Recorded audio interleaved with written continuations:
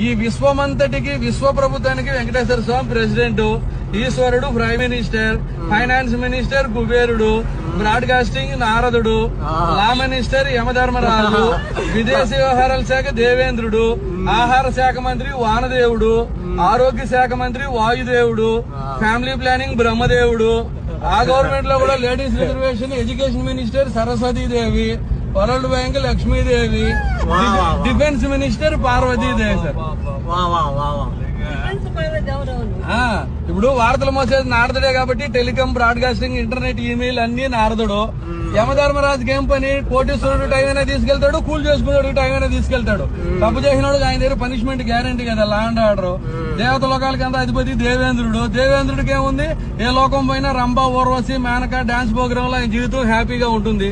మన విదేశాంగ మంత్రి కూడా జనాల డబ్బుతో రష్యా, అమెరికా, ఫ్రాన్స్ అని జాలికి తిరిగేస్తున్నారు. ఫుడ్కి ఆధారం వాటర్ కాబట్టి వరుణదేవుడు ఫుడ్ ప్రాసెసింగ్. మన బాడీలో ఉండే శ్వాసే కదా, ముక్కు మూసుకుంటే ప్రాణం పోతుంది. వాయుదేవుడు హెల్త్, చదువులు తల్లి సరస్వతి, దేశానికి రక్షణ కావాలి శక్తి స్వరూపిణి పార్వతి డిఫెన్స్.